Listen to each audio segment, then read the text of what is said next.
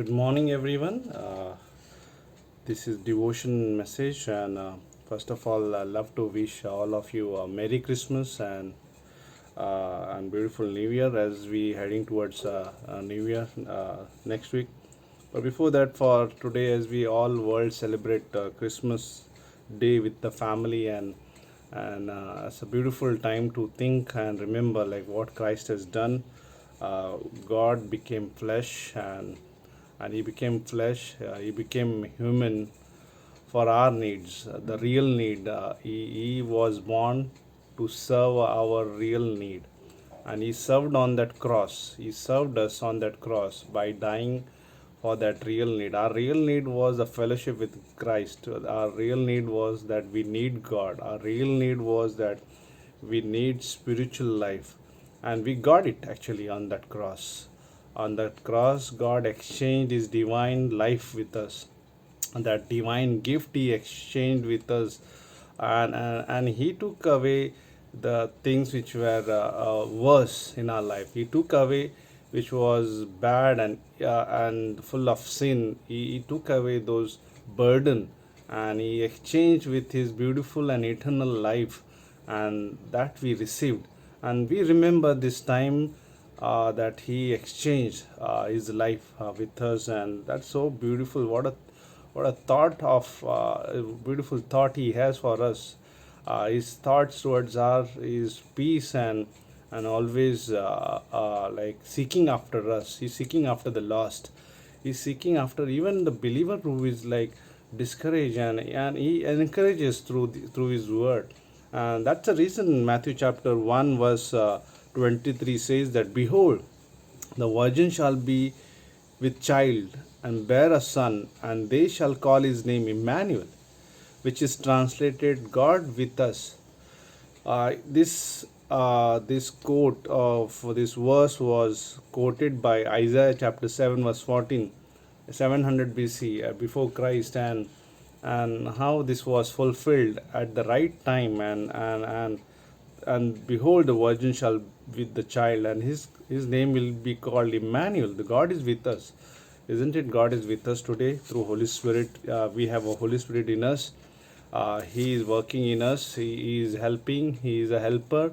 He is like exchanging the things which is of him, and he the eternal life we have in us, surety and the security we have in Christ. And so what a beautiful thing in Romans chapter 8 also says that because his name is Emmanuel, God is with us. Verse 32 says, 31, what then shall we say to this thing? If God is for us, who can be against us? Emmanuel, who can be against us? When God is with us, or God is for us, who can be against us? Verse 32 says, he who did not spare his own son, but delivered him up for us all, how shall he not with him also freely give us all things? That's when we pray, he gives everything according to his will and according to his desire.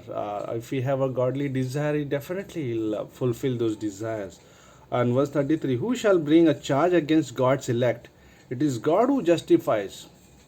34, who is he who condemns? It is Christ who died, and furthermore is also risen, who is even at the right hand of God, who also make intercession for us.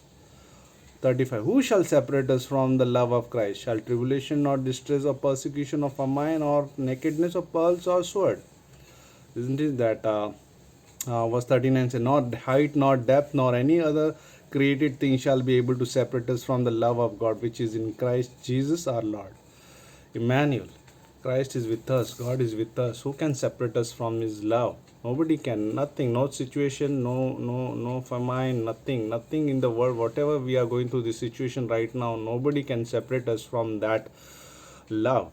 And Emmanuel means that love is with us. Imagine, the love is always available for us this morning. The love of Christ, the love of God is right next to you. The Holy Spirit is always reminding us. The Holy Spirit is always refreshing us through his love, through his word, which we read.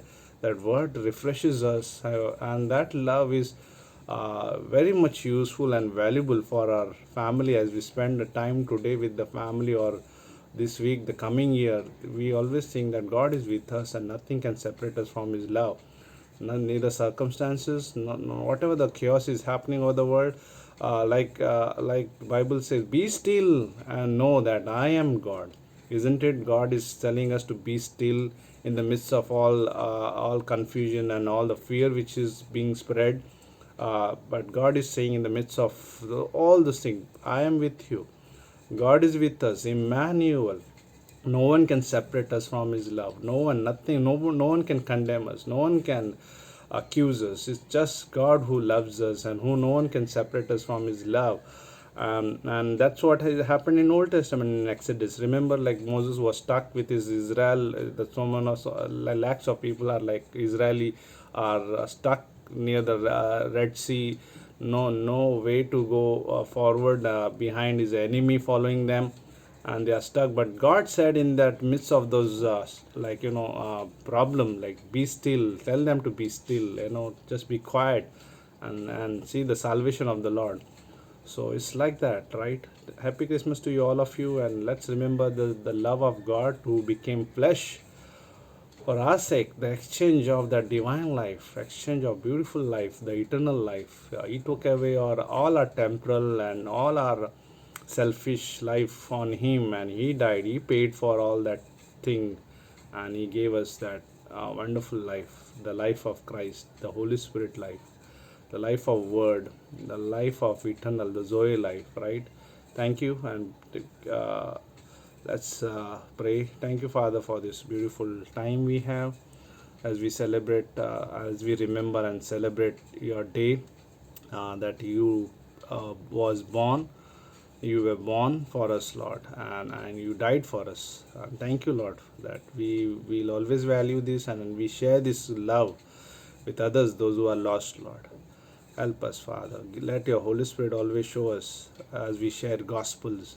Give us boldness and all we can do for you, Lord, to serve you. In Jesus' name we ask. Amen. Amen.